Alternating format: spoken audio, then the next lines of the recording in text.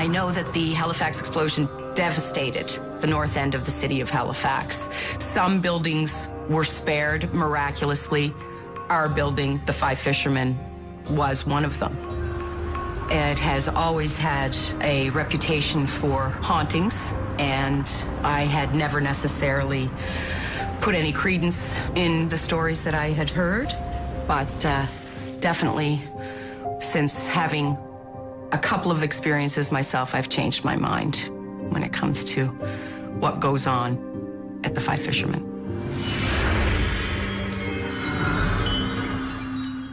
The Halifax explosion was the biggest disaster in Canada's history. Without any warning, 2,000 people died, more than a quarter of them children. Hello, I'm Lawrence Chow. Our experts say ghostly sightings frequently occur where there's been catastrophic loss of life. A lot of confused spirits who don't know they're dead continue to wander. Tragic, especially if they're children. Today, we meet two Halifax women who say they've seen ghosts from the explosion. It's been a heart-rending experience for both of them. The restaurant where Sandra Gardiner works was a morgue at the time of the explosion. And years later, one of its deceased occupants starts reaching out to her.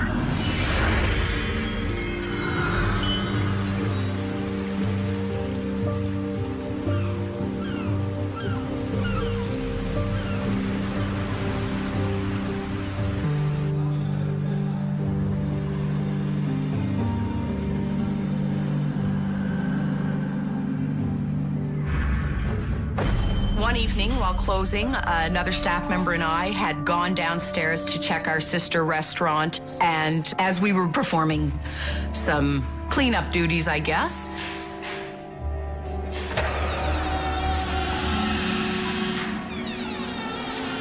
the inside doors slowly creeped open and then swung back. There was no breeze, there wasn't any reason for that door to have opened. Leonard and I were looking at each other. We saw this together. We were dumbfounded. After the initial shock of actually seeing something like that, it was funny. I guess it was kind of funny. Yeah, we saw that. It can just confirmed for us. It maybe even made us feel better in the end, that we weren't crazy. And I think that was because there was two of us seeing it together, that we felt secure in that. It wasn't more comforting, but it certainly was something that we didn't even try to explain away, because we both witnessed it. We knew that it had happened.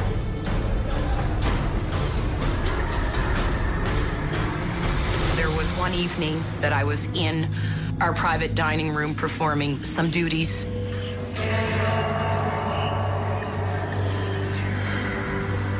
And I had heard my name being called. And there was no one in that area of the restaurant.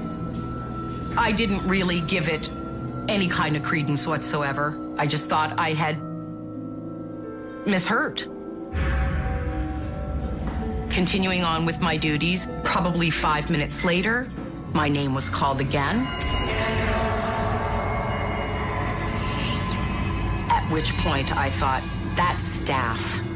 I went into the area of the restaurant that I thought the voice came from. There was absolutely nobody else in that part of the building but myself. I was definitely alone. Now, the third time I heard my name was a little while later, and I knew I was alone downstairs. I said out loud, that's gotta be a fan or a piece of machinery in the kitchen that's on a cycle. And then every time it hits a cycle, it sounds like my name. Those words weren't out of my mouth, and my full name was said, Sandra Lynn. I was scared. I ran. I knew that it was unworldly.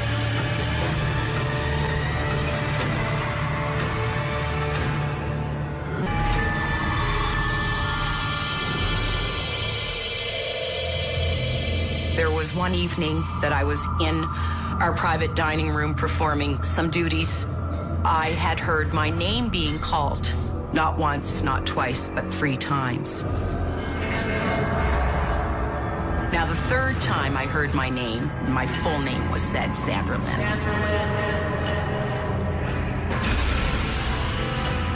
I was scared. I ran. I knew that it was unworldly. It frightened me to the point where I left the building in a hurry. I then felt that, man, did I really hear that? Did that really happen? Come on, Sandy. It's the end of the night. You know, you're tired. Did that really, really happen? And I have to say it did.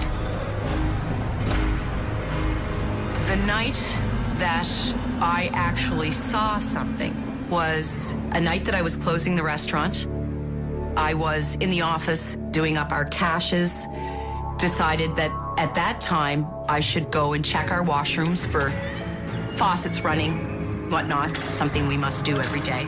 And propped the door open, saw a very strange light, turned my head, looked down, and saw the image of a little girl whose eyes were absolutely fixed on me, and they were the saddest eyes I have ever seen in my life. She must have been a little girl of 7, 8, 9. I wasn't frightened for some reason. I held on to the end of the counter and tried to steady myself. I closed my eyes, I opened my eyes, she was there. I closed my eyes, I opened my eyes, she was gone. I stayed in the washroom for probably 2 or 3 minutes. I did not run out of the washroom. I still can't tell you why I wasn't frightened.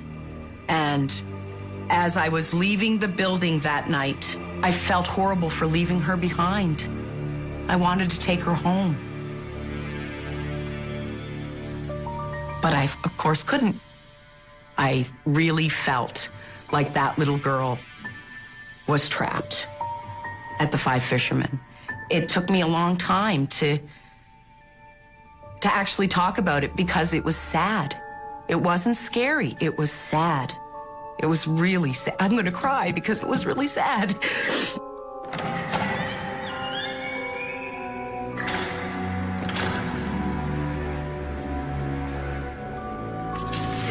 I can't tell you why the little girl would still be lingering in the restaurant other than she isn't able to get to where she's supposed to go.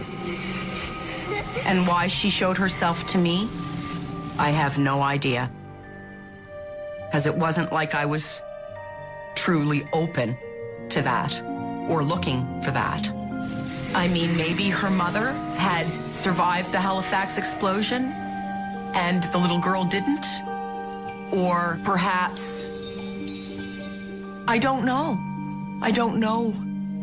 I know that she was sad, and I can only imagine that a little girl of that age is sad because her mom isn't with her to protect her, to care for her.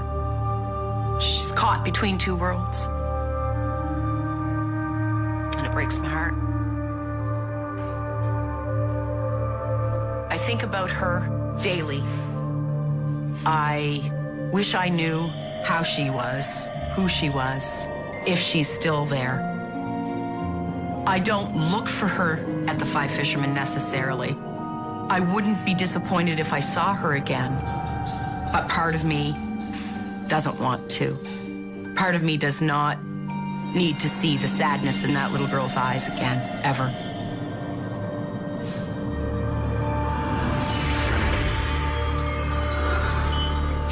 Sandra's reaction to the little girl is intense. Our expert Dina Bain-Taylor suggests her maternal instinct likely kicked in. So her ghostly encounter didn't scare her. Instead, it tore at her heartstrings. As a young mother living in the city's North End, the part that was flattened by the explosion, Sandra Church has plenty of maternal instinct herself. And that gives her a special connection to a ghost she sees out her window one night. Well, I first got married in Halifax in '67, and my husband and I moved to a place, an area called the Hydrostone Buildings. And it was built after the Halifax explosion from material that was sent up from Boston. So we moved in, and I had my son. And one day when my son was about probably coming up a year old, I experienced seeing this apparition. I was upstairs in the front of the house and put my son to bed.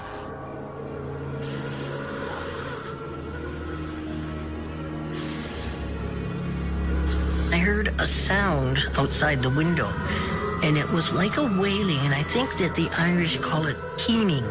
It's just a sound that you never hear, usually, except of someone in deep sorrow. I looked out the window, and as usual, in Halifax, there was a thick fog. And I looked down, and I could see a woman, and she looked distraught. It's etched in my mind because it was just so overwhelming with the feeling that went with it.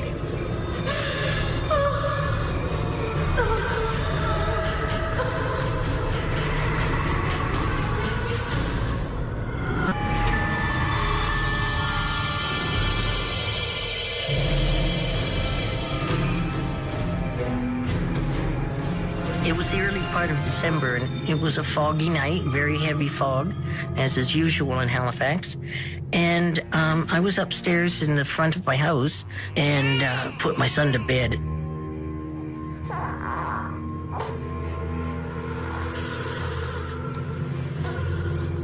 And I heard a wailing, a very high, sad noise.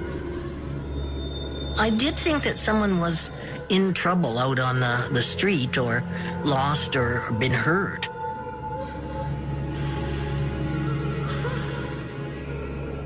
And I looked down, and I could see a woman, and she looked distraught. I guess you could say it looked eerie. It just looked as if it wasn't really happening, but it was. I could hear the sadness in her voice, and I could hear her crying, and she was holding out her hands and saying, "My baby, my baby." And she was looking about, and she was so sad that it broke your heart to see how sad she was. And I thought, what is this? Why is she doing that? And slowly it dawned on me that this probably wasn't an alive person, and that she was certainly injured, and I felt like I was being told something, shown something. She looked to be about 30-ish or younger. She wasn't a teenager. She had bare feet, and the dress was torn in places and muddied, and her hair was hanging in her face all disheveled, and she was wet, as if she'd been in a rain or a snowstorm. It felt to me like this was unfinished business for her. Something had happened, and she needed to find her baby. I don't think anybody could have alleviated her suffering. I think her pain was in her time, and no one could have made her feel better or anything like that. And then the fog rolled in again, and she just disappeared. And there was a feeling of sadness in the air. I thought about my son, and I thought, oh my heavens, what a sad thing to lose your baby.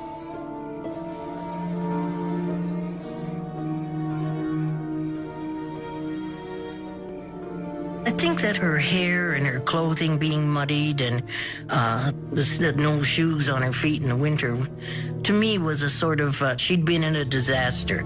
Something very sad had happened to her suddenly.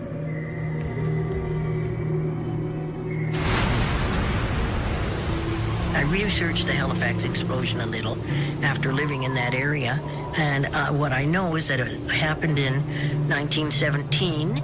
There were two ships. One of them was an ammunition ship, and they hit each other, and it just so happens it was positioned so it just blew the north end of Halifax flat and then did a lot of damage otherwise.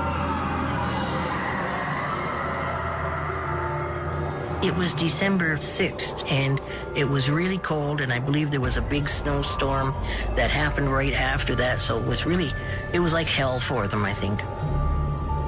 A lot of people disappeared, of course. People lost their families, wives, their husbands, their children. Children lost their parents. When you start walking around, say, the old graveyards or the old churches, there's always some little reminder of it, so it's part of our history. I was still feeling the sadness. There was a rush of sadness in the air. And of course, I had a baby. My son was just a newborn, more or less. And I thought, oh, that's to feel the loss of your child like that after a disaster. It must have been really sad. She was so sad and so lost. I had a sense that she had unfinished business, and she was still looking, and she didn't know that the explosion had been happening. She just was there still looking.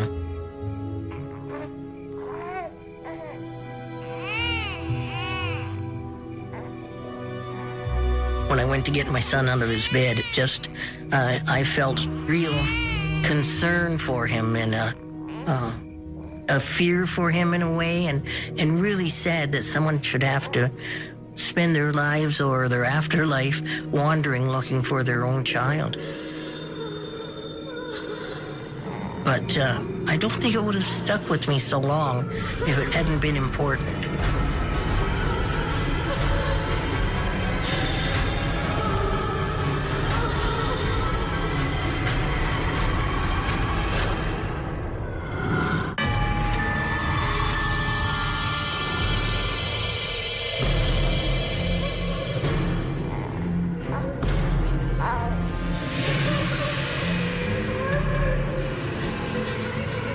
If I got anything out of the encounter, I believe that it helped my empathy grow stronger, because it was like looking at somebody and seeing through their eyes, feeling their pain, I guess, and thinking, oh, I'm blessed I still have my child, and there's been no great disaster that I've had to live through.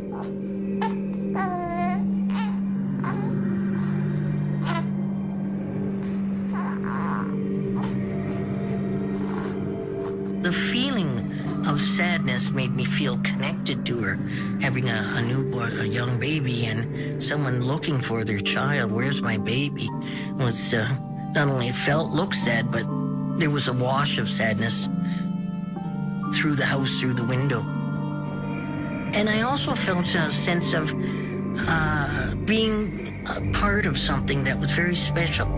I think that things like this go on, but not everybody gets to see it. I think that if we're visited by spirits of people who have gone on, I think that that's why they come back for unfinished business. Might want to take care of somebody or make amends in some way. And when I started to look at how things happen and why things happen, I could understand it better, and I understood better my own reaction. I was involved in my life, and it was just something that happened. But I don't think it would have stuck with me so long if it hadn't been important. And I've always counted it as a blessing for me that I could see this happen. I wouldn't like to think that she's spending all this time and maybe longer wandering. I hope that she found her baby, or there was something that made closure for her, and she could travel on to wherever our souls go.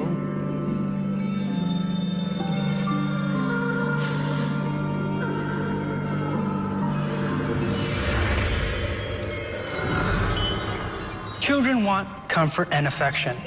Our experts say if there are ghostly children, they would be no different. Our subjects recognized the spirits they encountered needed solace because of their heartbreaking losses in the Great Explosion. Both women were deeply affected by the experience, and as a result, found the world was a richer place. Though they weren't able to help the ghosts, perhaps in the end, it was the ghosts that helped them. I learned a lot from that experience. I learned empathy. I learned that unseen things can come and go in your life if you don't pay attention. And I guess I learned I had a certain sensitivity to things that are going on around me. It certainly made me more aware of the things that were around me.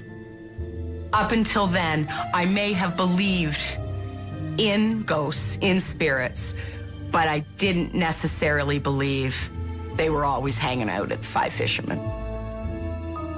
But I do now. For more ghostly encounters, go to myviva.ca/ghostly-encounters.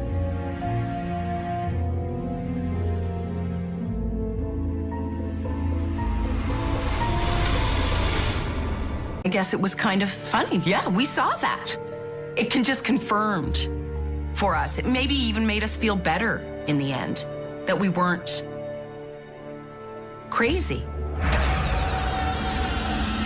And I think that was because there was two of us seeing it together, that we felt secure in that. It wasn't more comforting, but it certainly was something that we didn't even try to explain away, because we both witnessed it. We knew that it had happened.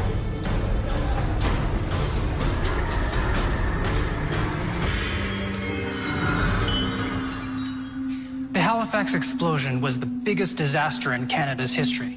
Without any warning, 2,000 people died, more than a quarter of them children.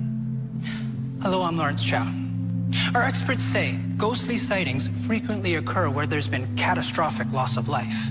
A lot of confused spirits who don't know they're dead continue to wander. Tragic, especially if they're children.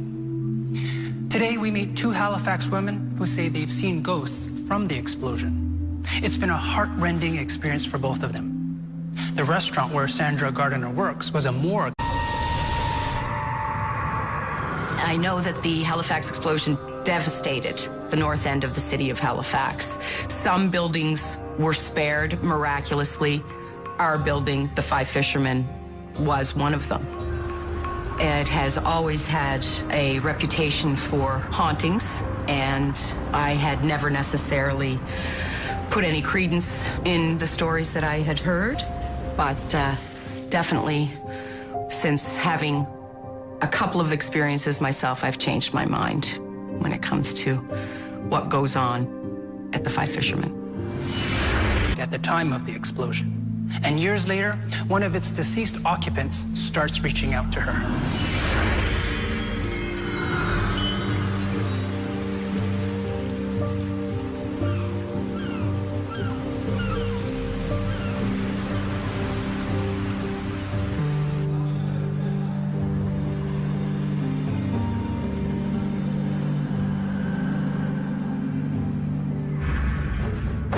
One evening while closing, another staff member and I had gone downstairs to check our sister restaurant, and as we were performing some cleanup duties, I guess,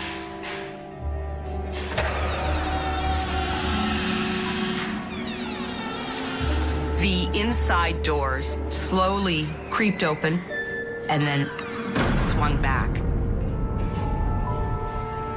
There was no breeze, there wasn't any reason for that door to have opened. Leonard and I were looking at each other. We saw this together. We were dumbfounded. After the initial shock of actually seeing something like that, it was funny.